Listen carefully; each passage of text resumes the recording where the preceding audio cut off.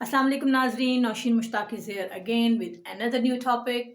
आज का हमारा टॉपिक है हेयरिंग इम्पेयरमेंट और कॉक्लियर इम्प्लांट।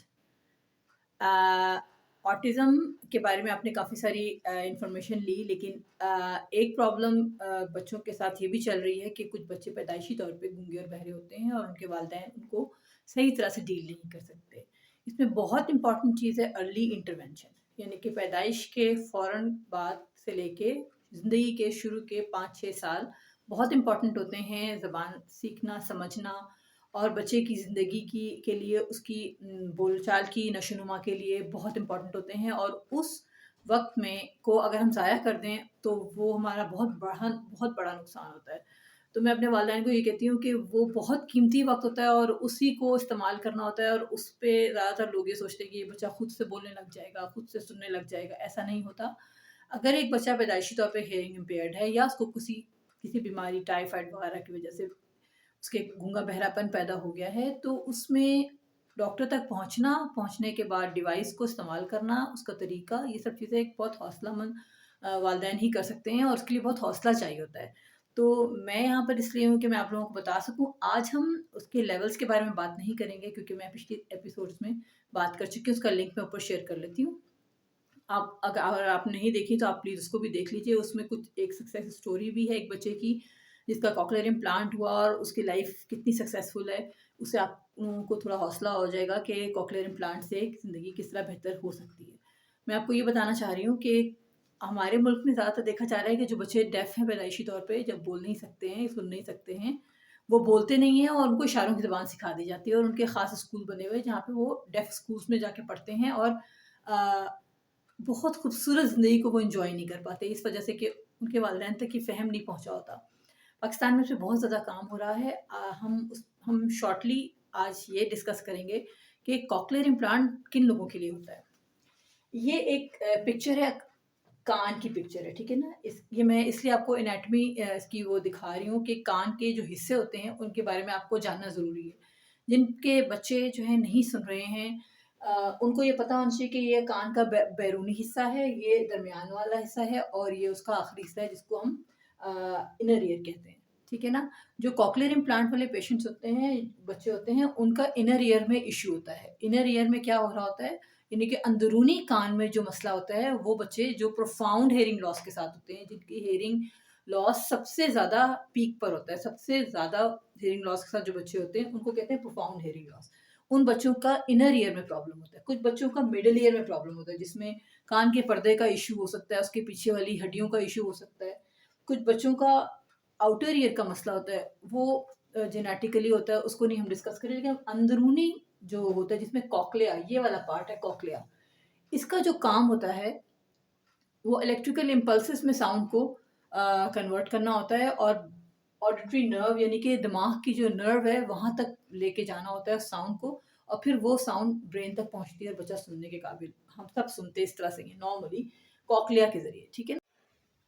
जी, तो कॉक्लिया का क्या काम है? कॉक्लिया जो है वो साउंड को इलेक्ट्रिकल इम्पल्सेस में कन्वर्ट करके ब्रेन में नर्व्स के थ्रू पहुँचाता है, जहाँ पे आवाज़ को समझना ब्रेन का काम होता है, और यहाँ पे कॉक्लिया जो है वो काम नहीं कर रहा होता, फंक्शन नहीं कर रहा होता, और आवाज़ पहुँचा नहीं रहा होता। ये नर्व एंडिंग्स हैं, नर्व्स हैं, इसके ज़रिए ब्रेन में बात हमारी कन्वर्ट करके इलेक्ट्रिकल इम्पल्सेस में ब्रेन तक पहुँचेगी। तो यहाँ पे प्रॉब्लम आ रही होती है, और इसका जो फंक्शन है उसको कॉक्लियर इम्प्लांट के ज़रिए रिप्लेस कर दिया जाता है। उसमें क्या होता है कि एक मशीन लगा दी जाती है उसके ऊपर, कॉक्लिया जो है उसको रिमूव करके, या उसको उसकी जगह उसकी जो नर्व एंडिंग्स हैं उसके साथ एक मशीन लगा दी जाती है, जो कि उसका फंक्शन करती है और साउंड को ब्रेन तक पहुंचाती है, साउंड को कैच करती है, एम्पलीफाई नहीं करती। लाइक जिस तरह से आप हेयरिंग एड पहनाते हैं और हेयरिंग एड एम्पलीफाई करके आवाज़ को ब्रेन तक पहुंचाती है, ऐसा नहीं है, बल्कि वो कॉक्लिया का काम करती है कि उसको कन्वर्ट करती है इलेक्ट्रिकल इम्पल्सेस में, और फिर नर्व के थ्रू ब्रेन तक पहुंचा देती है आवाज़ को।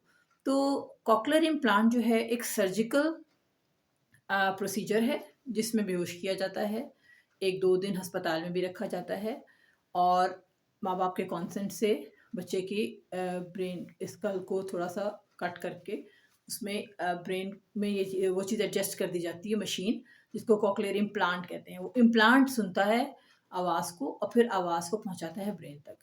تو اس طرح سے بچہ اگر وہ صحیح ایج پر ہوگا اور اس کے بعد صحیح طرح سے اس کی طریقے سے تھیراپی کروائی جائے گی، کیونکہ رائٹ آفٹر سرجری تقریباً 1-1.5 مہینے کے بعد ڈیوائس کو آن کیا جاتا ہے، جب اسکار ریپیئر ہو جاتا ہے اور مطلب جو تکلیف ہے وہ دور ہو جاتی ہے، تو بچے کو پھر ڈیوائس آن کر کے دیا جاتا ہے اور پھر بچے کو بہت لائٹر موڈ میں آواز سنائی جاتی ہے اور سلولی اینڈ گریجولی اس کو بڑھایا جاتا ہے اس کی اسپیڈ کو سننے کی.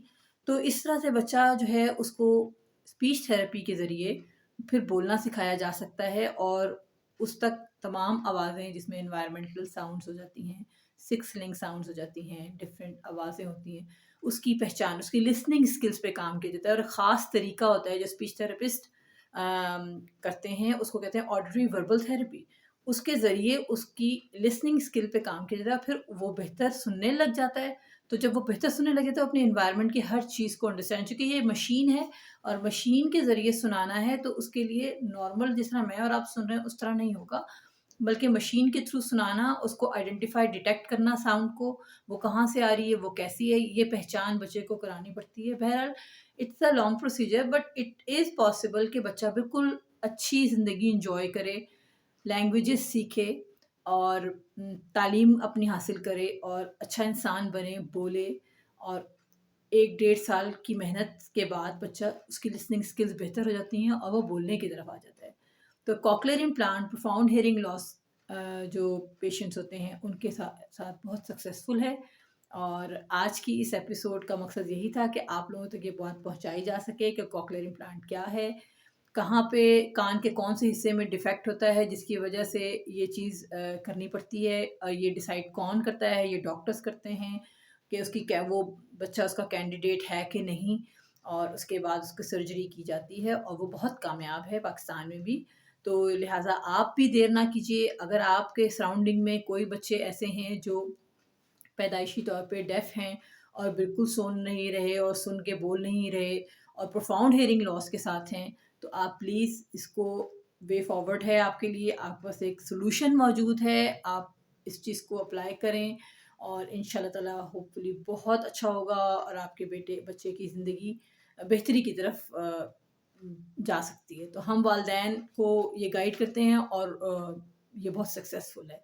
تو آئی ہوپ کہ آپ لوگوں کے لیے یہ ایپیسوڈ، اس میں ایک اور چیز میں ایڈ کرنا چاہ رہی ہوں کہ جب ہم بڑی ایج میں بھی اکثر ایسا ہوتا ہے کہ کسی ایکسیڈنٹ کی وجہ سے یا بہت زیادہ نوائز کی وجہ سے کوکلیا جو ہے وہ رسپونڈ نہیں کر رہا ہوتا، اور بائی دی ایج آف 65 کبھی کبھی ایسا ہوتا ہے کہ بالکل کوکلیا جو ہے وہ رسپونڈ نہیں کر رہا ہوتا اور پروفاؤنڈ ہیئرنگ لاس ہو جاتا ہے. تو اس وقت بھی کوکلیئر امپلانٹ کرایا جا سکتا ہے اور وہ بھی بہت سکسیزفل ہے. تو اپنی لائف کو بہتر کرنا ہمارا حق ہے اور ہمیں اس کے لیے نالج ہونا بہت ضروری ہے. جب ہمارے پاس علم ہوگا تو ہم اس کو اس پہ اپلائی کر سکیں گے اپنی لائف میں. تو آئی ہوپ کہ آپ لوگوں کے پاس کوئی سوالات ہوں گے، اگر ہیں تو آپ مجھے ان باکس کیجئے. میرا ای میل ایڈریس نیچے مینشن ہے، آپ مجھے اپنے مسائل میرے ای میل پہ بھیج سکتے ہیں. اور اس کے علاوہ میں حاضر ہوں آپ کے لیے، آپ جب چاہیں آپ مجھ سے پوچھ سکتے ہیں ای میل کے تھرو. تو تب نیکسٹ ایپیسوڈ میں انشاءاللہ ہم اسی پہ ڈسکس کریں گے، کوکلیئر امپلانٹ پہ. تب تک کے لیے اجازت دیجیے. اللہ حافظ.